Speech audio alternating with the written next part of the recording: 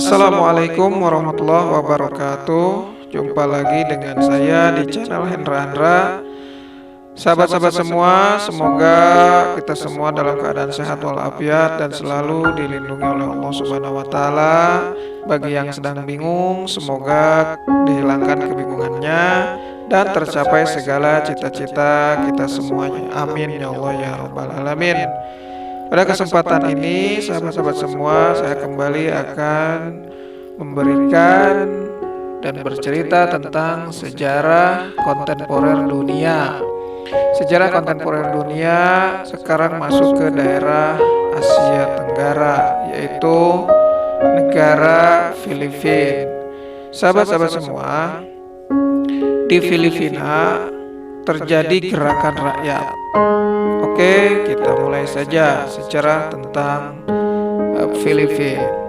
Pertama, munculnya gerakan rakyat Filipina. Gerakan rakyat atau People Power Filipina, atau juga kerap disebut dengan revolusi EDSA. EDSA adalah peristiwa demonstrasi massal tanpa kekerasan di Filipina yang terjadi pada tahun 1986. Aksi damai selama 4 hari yang dilakukan oleh jutaan rakyat Filipina di Metro Manila mampu mengakhiri rejim otoriter Presiden Ferdinand Marcos dan menandai dimulainya era baru yang lebih demokratis dengan pengangkatan Corazon Aquino sebagai presiden. EDSA merupakan singkatan dari Epifanio dan Los Santos Avenue. EDS singkatannya saya sampaikan kembali, Epifanio de Los Santos Avenue. Sebuah jalan di sini yang ada di Metro Manila yang merupakan lokasi demonstrasi. Disebut dengan People Power karena melibatkan massa dalam jumlah yang sangat besar serta dari seluruh lapisan, baik rakyat biasa, kelas menengah, tentara, dan kalangan bisnis, termasuk kalangan gereja Katolik maupun elit politik. Sahabat-sahabat semua, itu singkat tentang gerakan rakyat di Filipina. Kita masuk sebab-sebabnya. Apa saja yang menjadi penyebab lahirnya gerakan People Power di Filipina? Yang pertama, terjadinya gerakan People Power di Filipina itu munculnya ada pemerintahan Marcos yang otoriter. Marcos sekitar masa jabatannya tahun 1966 sampai dengan 1969. Ia sebagai presiden Filipina periode pertama sebetulnya tidak begitu buruk. Tetapi di sini tidak tumbuh gejolak yang berarti. Ia justru mampu melakukan perbaikan besar dalam bidang infrastruktur, keuangan pemerintah, dan kebijakan luar negeri. Tapi itu sebabnya ia terpilih lagi di periode kedua atas prestasi-prestasi periode pertama. Periode kedua sekitar tahun 1969 sampai dengan 1972 Marcos ini menjabat. Pada masa jabatannya di periode kedua, Marcos malah merubah sistem pemerintahannya secara drastis. Pertama, munculnya korupsi, kolusi, dan nepotisme atau yang sering kita kenal dengan KKN. Pada pemerintahannya mulai marak KKN ini terjadi di mana-mana di negara Filipina. Marcos sendiri tampak tidak berdaya mengatasi karena ia sendiri memberikan contoh antara lain dengan menggunakan keuangan negara tanpa pertanggungjawaban serta menempatkan kroni-kroni dan keluarganya di posisi-posisi penting pemerintahan. Sahabat semua, perhatian pada bidang ekonomi serta nasib rakyat semakin berkurang. Menjelang akhir tahun 1972 kondisi ekonomi terbengkalai dan inflasi semakin meningkat. Kondisi memaksa mahasiswa turun ke jalan-jalan. Dan untuk menyerukan reformasi, semua masyarakat dalam kondisi ini termasuk mahasiswa, masyarakat semuanya turun ke jalan. Kondisi ekonomi yang buruk dan kemiskinan terjadi di mana-mana juga memberi angin agar bagi bangkitnya Partai Komunis Filipina. Dengan dalih melindungi negara dari ancaman komunisme dan menjaga stabilitas, Marcos mengeluarkan Undang-Undang Darurat Militer tahun 1972. Undang-undang ini memungkinkan Marcos berkuasa tanpa batasan waktu. Marcos pun berubah menjadi seorang diktator. Dengan dukungan militer, ia mengekang kebebasan hak-hak kaum sipil. Sekitar 70.000 orang lawan politiknya dijebloskan dalam penjara tanpa melalui proses pengadilan. Bahkan mereka dibunuh. Sementara itu, media massa dipaksa menjadi corong bagi kepentingan pemerintah. Sahabat-sahabat semua, inilah kekejaman dan otoriter bagi kaum komunis di Filipina. Pada tahun 1981, Marcos mencabut Undang-Undang Darurat Militer dan menyelenggarakan pemilihan umum, yaitu pemilu pertama 12 tahun berkuasa. Marcos terpilih kembali sebagai presiden tahun 1981 sampai dengan 1986. Akan tetapi pemilu tidak mengubah keadaan karena banyak pelanggaran yang terjadi, yaitu pelanggaran HAM semakin marak, korupsi merajalela, dan ekonomi negara semakin memburuk di Filipina.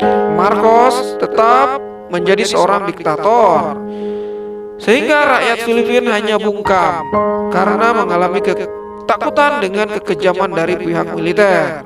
Ini sahabat-sahabat kekejaman Marcos dan memberikan ketakutan kepada rakyatnya. Kita lanjutkan pada hal yang lainnya, yaitu kondisi ekonomi di Filipina yang sangat memburuk. Sampai pertengahan tahun 1980, industri di Filipina tidak berjalan dengan efisien. Distribusi lahan secara adil dan merata tidak efektif dalam memajukan ekonomi rakyat. Ekspor melemah dan daya saing negara menurun dibandingkan dengan negara-negara ASEAN lainnya. Selain itu, sebagian besar dana pembangunan bergantung pada utang luar negeri yang diperkirakan mencapai 4 sampai dengan Gross National Product atau GNP. Sahabat-sahabat semua, salah satu dampak besar yang terjadi di Filipina yaitu dirasakan oleh rakyatnya. Terjadinya banyak kasus kekurangan gizi atau gizi buruk. Seterusnya, sepeninggal Marcos, Filipina menanggung hutang luar negeri. Singkat ceritanya bahwa Marcos ini sudah digantikan. Sepeninggal Marcos, Filipina menanggung utang luar negeri yang cukup besar. Di awal kekuasaannya, utang negara hanya kurang dari $1 miliar. Ketika Marcos lengser dari kursi kekuasaannya pada tahun 1986, utang negara membengkak menjadi $28 miliar. Sahabat-sahabat semua, itulah kondisi ekonomi yang ada di Filipina yang sangat buruk. Ketika ditinggalkan oleh Marcos, utang di Filipina sekitar $28 miliar. Yang berikutnya, maraknya KKN di pemerintahan. Sahabat-sahabat, dalam gerakan rakyat ini menyoroti terhadap KKN yang ada di Filipina. Isu KKN yang memperkaya diri sendiri menjadi keprihatinan utama selama masa pemerintahan Ferdinand Marcos. Keluarga dan kroni-kroninya misalnya menguasai hak bank-bank, menguasai bank-bank, perusahaan-perusahaan, dan perdagangan ekspor. Misalnya ditambah dengan istrinya. Istrinya juga KKN, Imelda, bahkan diberi jabatan sebagai Gubernur Metropolitan Manila tahun 1975 sampai dengan 1979, serta Menteri Lingkungan Hidup dan Perumahan Rakyat tahun 1979 sampai dengan 1986. Sahabat-sahabat semua, gaya hidup yang mewah sang istri ini menjadi sorotan tersendiri. Ia memiliki hobi berbelanja, bahkan namanya masuk dalam daftar orang paling boros dalam belanja sepanjang sejarah. Ia memiliki koleksi lebih dari 3.000 pasang sepatu. Ia juga gemar mengoleksi perhiasan serta baju dari desainer ternama dunia. Selama itu dibeli dari hasil korupsi uang negara. Sahabat-sahabat semua, KKN ini merajalela pada masa Ferdinand Marcos.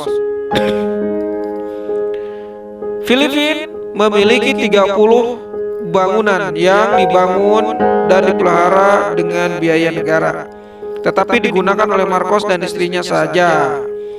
Sahabat-sahabat semua, bangunan-bangunan tersebut diantaranya hotel, museum di puncak-puncak gunung beserta rumah mewah.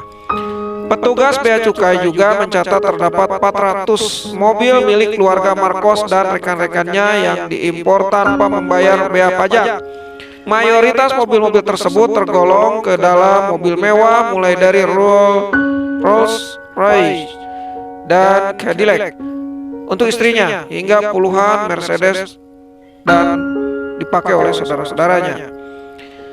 Marcos pernah memiliki sebuah kebijakan untuk menjadikan sebuah pulau terpencil di Laut Tiongkok Selatan sebagai tempat pelestarian aneka satwa dari Afrika.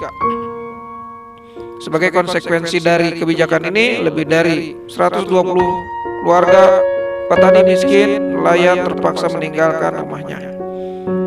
Pada kenyataannya, setelah dipenuhi dengan berbagai jenis hewan liar dari Afrika, tempat itu dipakai sebagai lokasi berburu anaknya, yaitu Bongbong Marcos.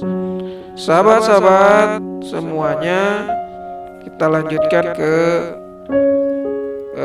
sejarah di Filipina yang berikutnya, yaitu pembunuhan terhadap Benigno Samuel Ninoy atau Aquino Jr. Oke, sahabat setia sejarah, mudah-mudahan manfaat.